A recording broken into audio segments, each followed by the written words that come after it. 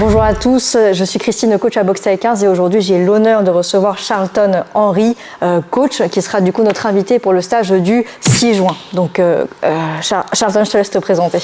Bonjour, je m'appelle Charlton Henry, on me connaît sous le nom de Charlton Lukiamo, qui était le nom de mon camp en Thaïlande. J'ai vécu 20 ans en Thaïlande, j'ai été combattant pendant 7 ans.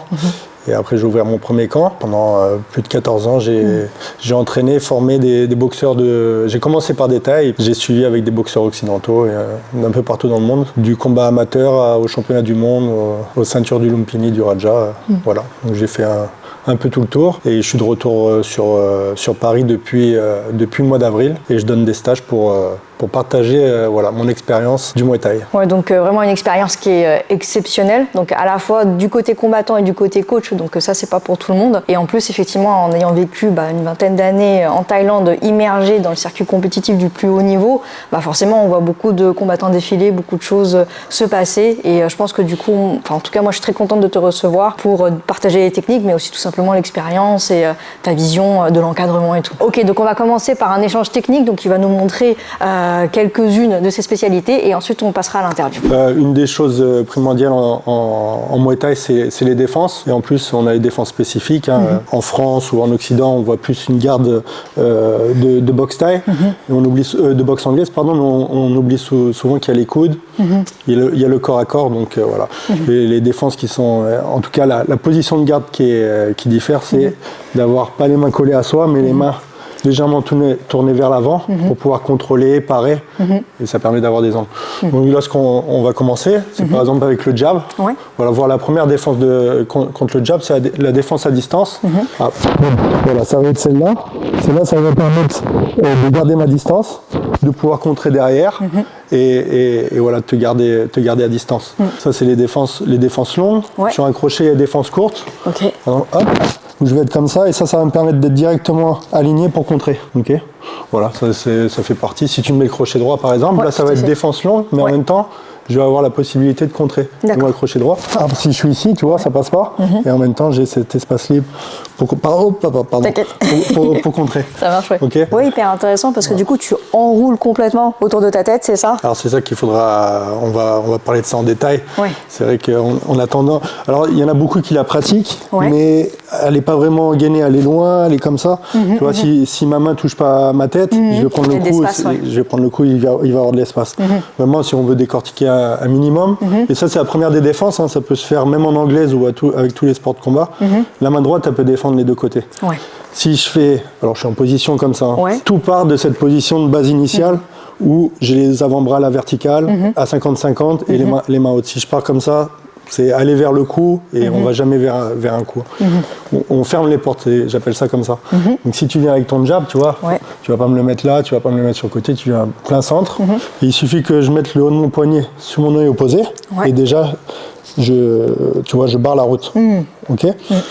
Et si je veux garder ma distance, je vais pousser avec ma paume de main pour tendre mon bras. Voilà.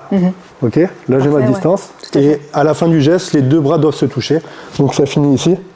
Et tu vois, au final, voilà. T'es bien couvert. C'est toi qui vas te faire du mal. Moi, je garde ma distance et ça me permet aussi de contrer ou de bouger après. Après, il y a beaucoup de gens qui me disent oui, mais si l'action suit, si déjà tu es bloqué sur le premier coup, et surtout avec une garde longue, t'as plus beaucoup d'espace. Et puis dans la réalité, ça ferme et ça bouge. Ça rouge tout de suite. Tout à fait. Après, pour les crochets, si je suis en mode anglais, je fais ça. Si tu pousses un petit peu, tu vois, je vais sortir de l'axe et je vais me faire bouger. Si je suis bien ancré et je ferme, tu vois, là, j'ai plus d'espace. Tu vois, il n'y a plus d'espace. Il n'y a plus d'espace, tu es bien centré et tu peux ouvrir tout de suite pour...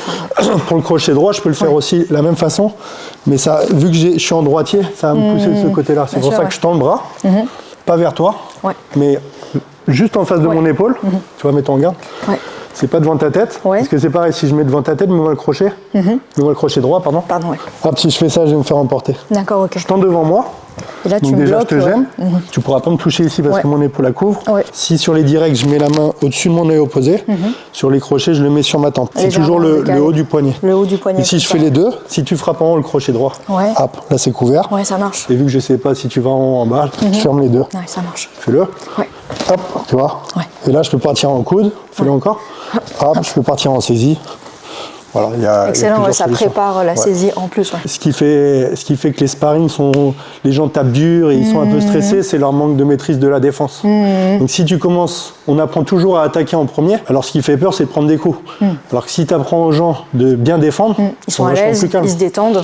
Moi je sais que si ma défense elle est propre, ouais. si elle n'est pas propre, voilà, je me fais perforer, tu vas suivre avec un coup. Mais si tu me mets crochet et que je suis là, je pense pas à ton coup, mais je pense à mon position. Bien sûr, ouais. Mon positionnement en moi, frappe très fort. Ouais.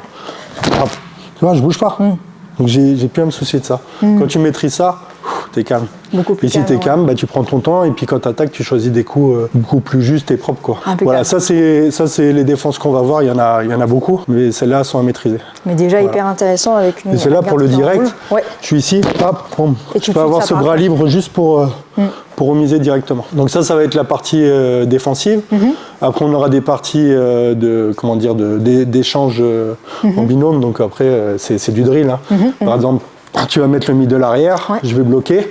Hop, je vais remiser avec le middle arrière, tu vas me saisir. D'accord. Hop, tu vas faire passer ma jambe. Ouais. Hop, et tu remises, lâche ma jambe, et tu remises dans les bras. Boum.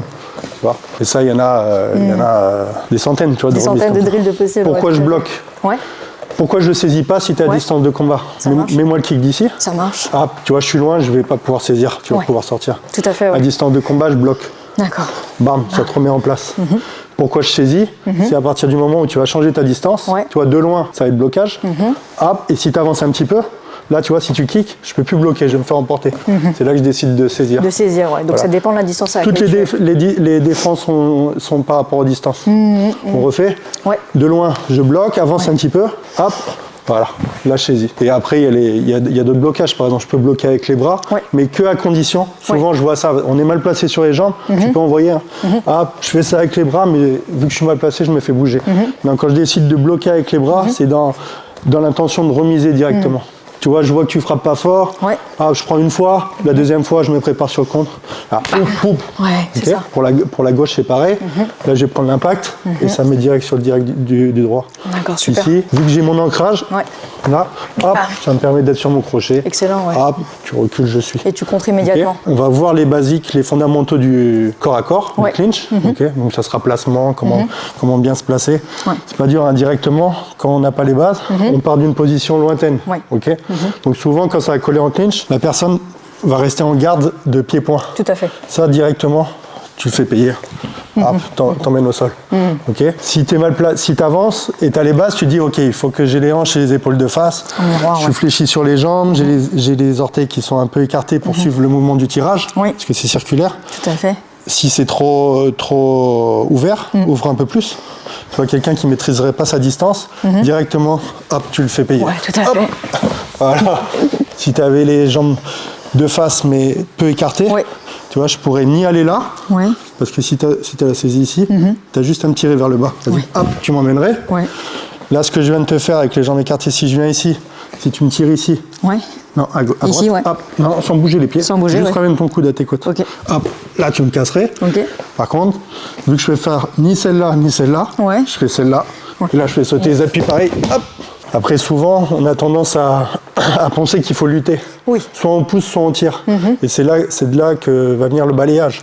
Si tu es ancré, tu es bien placé sur tes jambes, je ne peux pas te balayer. Ça, c'est quelque chose qu'on voit aussi. On arrive, on se fait mal au final. On rentre fort et en fait, le mec, il ne bouge pas parce qu'il est ancré. Par contre, si tu avances sur moi, doucement, à chaque pas, tu vas décoller. Et là, à un moment que tu vas décoller, je vais sortir de ta route, je vais tendre la jambe, hop, et c'est là que je vais te balayer. C'est d'abord pratiquer doucement, comprendre pourquoi on fait les choses, quand il faut le faire, et puis après c'est de la pratique. La théorie, tu peux lire un livre sur le pied-point, et avec la théorie, je peux appliquer bras tendu, je pousse sur la jambe, mais par contre le corps à corps, faut de la pratique parce que tu dois t'adapter au mouvement de l'autre. Bien sûr, bien sûr. Voilà, il y a plein de trucs comme ça, il y aura les basiques, les projections, les balayages, même si les gens n'aiment pas ça au final, ils n'aiment pas ça parce qu'ils ne maîtrisent pas, quand ils maîtrisent, ils font que ça. Puis après, quand tu es à l'intérieur du clean, il ne faut pas oublier que on doit avoir la distance, c'est fait pour placer les coudes ou placer les genoux. Le but c'est de d'élargir le spectre des connaissances et de partager mon expérience à tout le monde. Déjà, sur le peu de choses que tu as expliquées, je trouve qu'il y a des trucs qu'on n'entend pas d'habitude. Il faut que les choses fassent sens et surtout qu'on travaille chronologiquement. Sinon, tu rates des étapes, quoi. Ça part avec les bases et puis au fur et à mesure, tu développes, quoi. Moi, j'enseigne pas de style, j'enseigne vraiment que les fondamentaux et puis avec ça, avec des bases fortes, en fait, tu progresses beaucoup plus vite, quoi. Oui, tout à fait. Les fondamentaux, tu peux les assembler facilement, c'est plus versatile et puis tu trouves ce que tu as besoin, quoi, après. C'est sûr que les gens, quand ils viennent dans une salle de boxe, c'est qu'ils ont comme repère, ils ont vu par exemple des vidéos sur YouTube, donc c'est ça qu'ils veulent. C'est le résultat final.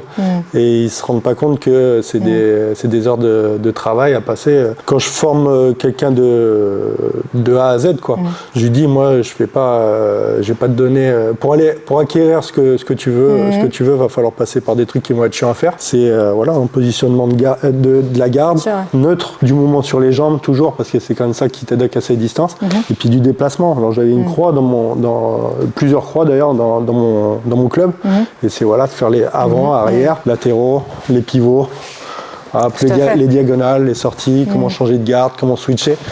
Tant que tu n'as pas ça, ça avance pas. Mais les gens ont l'impression qu'ils perdent leur temps, alors que ça va peut-être moins vite au départ, mais après ça les propulse. Non, pas eu le temps investi dans des fondations solides pour pouvoir construire après. Et ça rejoint totalement ce que Zeytoun disait, c'est la patience, il faut prendre son temps. Et ce que Vieno disait, ne pas perdre son temps cependant. Donc je trouve que finalement vous dites tous la même chose, donc je pense qu'on peut vous croire. Ce qui est sûr, c'est que sans technique, on ne progresse pas. Et on peut le voir par exemple avec, je prends toujours cet exemple-là, on a tous des amis qui jouent au foot depuis, qui sont tout jeunes, qui jouent encore à 40 ans, moi je vais avoir 40 ans, là, qui sont en dernière division de foot et tu te demandes comment ils n'ont jamais évolué en fait.